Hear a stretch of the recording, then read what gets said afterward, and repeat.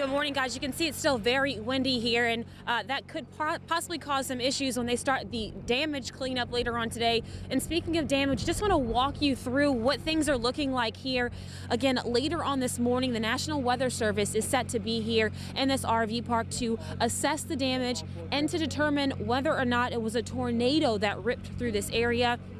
You also had heard Randy say earlier that the governor will be back in this area. He was here yesterday on the ground looking at the damage. Later on this morning at 8:30, he'll be doing a flyover tour of this area to really see the width and the extent of the damage to this area here in Convent. But for now, reporting live in Convent, Kelsey Davis, WDSU News. Charles, we actually just finished talking to the public information officer for the New Orleans Police Department. He tells us right now their investigation is showing that this man, a 39-year-old man, just lost control of this car at some point. It's unclear how or why, but we know right now that he was traveling westbound on Baronne Street about 4:15 this morning when he did lose control of his car. He actually slammed into the corner of our studio wall. You could see right there, it's all scratched up and dented. And right now, we know that he lost control of that car somehow around 4:15 this morning and died on the scene. Of course, as those details become available about anything else that might have happened during this wreck, we'll bring them to you in later newscasts and our website, WDSU.com. But for now, reporting live outside the studios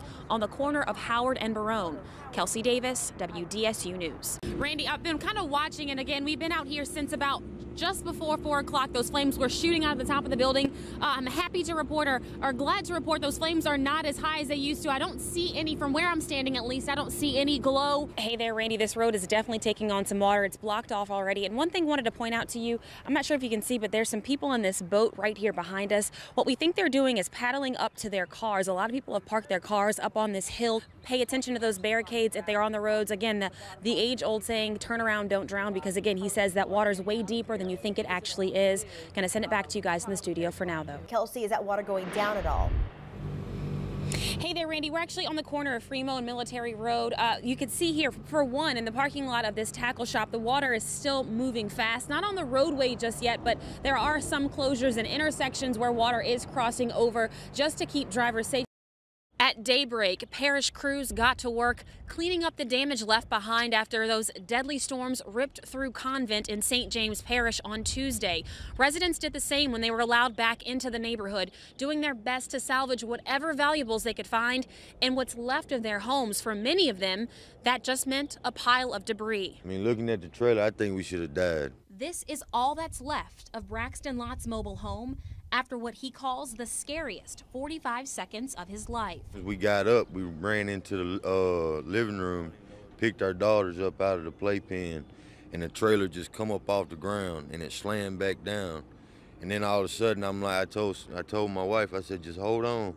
And I held on the baby, and then we just started rolling. Lott says when the rolling finally stopped, what was left of the trailer was several yards away from its original spot, and he and one of his babies were underneath the back axle of the mobile home. Aside from his injured knee, they walked away practically unharmed. One of my daughters, she's got scrapes on her face, and my wife got a gash in her leg. Looking at what's left of their belongings, a tattered Bible, toys, kitchen items, tossed all around the yard, has Lott still in shock. But when he thinks about all the people that lost their lives and how much worse things were for some of his neighbors, he is certain a higher power was watching over them. What do you think saved you guys? What do you think? I mean, me personally, God, you know, that's just my own preference of what happened, you know. I mean, I wish it wouldn't have happened, but being as it did, I'm very thankful that me and my family made it out. Reporting in Convent, Kelsey Davis, WDSU News. I actually have a nickname now, the Coconut Lady. And it's certainly a nickname Sarah Barrow has earned. What was once a hobby of decorating 500 coconuts for a family member 9 years ago has now turned into a second job, painting and glittering 5,000 to 6,000 coconuts each year for members of Zulu. I love the idea of New Orleans and the culture, and this just brings this is New Orleans to me. Mardi Gras is New Orleans, and I love the fact that I can be a part of it and bring so much to it, and know that my work is going out to millions of people on Mardi Gras Day. To be that much a part of a day she loves so much, the kindergarten teacher starts taking orders in August and painting coconuts by October. For 6 hours each day after work, she hunkers down in her art studio. With music booming and whips out those art supplies. Paint, glue. So the first thing you do is basically coloring inside the line with the glue. And of course that sparkly and colorful glitter. I actually have a 50-ton gallon of glitter. And it's, can't reveal my sources. Okay. Can't reveal my sources. With so much on her plate, or in her case, table, Barrow says sometimes she does require help with decorating. I do have to touch each and every coconut. However, I do have friends that come in on the weekends and will help me glitter up every once in a while to just kind of help me push out the process, but I solely am the painter of each coconut. A neighbor even came up with an idea to speed up the once grueling process of drying the coconuts. So he decided to engineer a table that can have holes in them, so they just, I drop them in, and if you bump the table, nothing moves. So this is like the best. With tens of thousands of coconuts decorated over the years, believe it or not, Barrow says she remembers most of them and has a favorite design, a trumpet player. It symbolizes the whole music, the jazz, and it just really brings the whole New Orleans tradition. The second line part of it, which I love second lines, and so that's one of my favorite coconuts that I've actually ever done. As the parade rolls this Mardi Gras, Barrow will look to see who got that trumpet player or her other masterpieces. And while she keeps a close eye on those little pieces of art, she starts envisioning new designs for next year. The musical genius of Allen Toussaint has touched hearts and lives all over the world, and nothing, not time or distance, could keep his biggest fans from being in New Orleans to pay their final respects.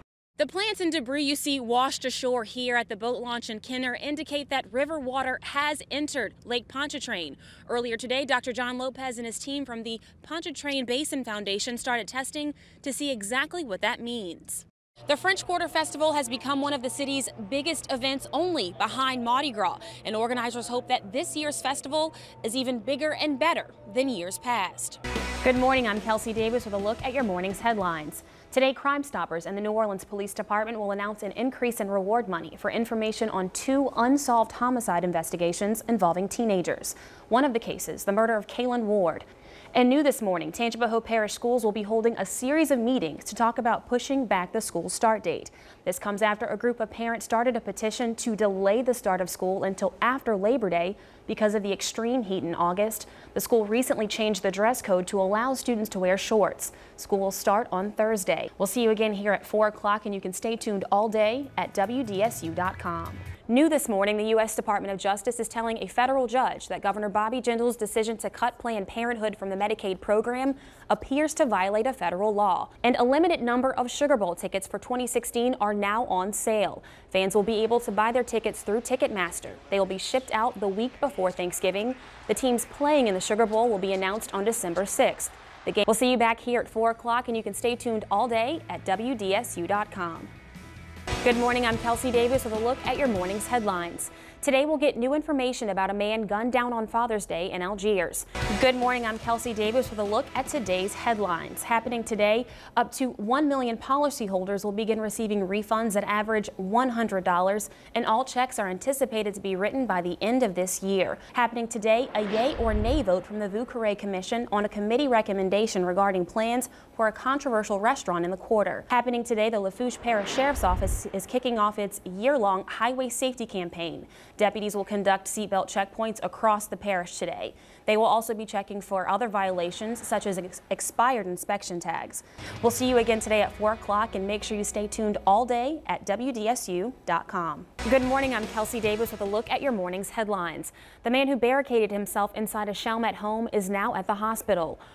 To the North Shore, where we'll be getting an update on the investigation into a Slidell apartment fire that nearly killed several people and left dozens of people homeless. And former WDSU investigative reporter finds himself on the other side of the investigation. Richard Angelico was robbed at gunpoint by 4 teens who stole his truck, and this morning police have found it and are processing it for evidence. Those are a look at your morning's headlines. We'll see you again here at 4 o'clock, but you can stay tuned all day at WDSU.com.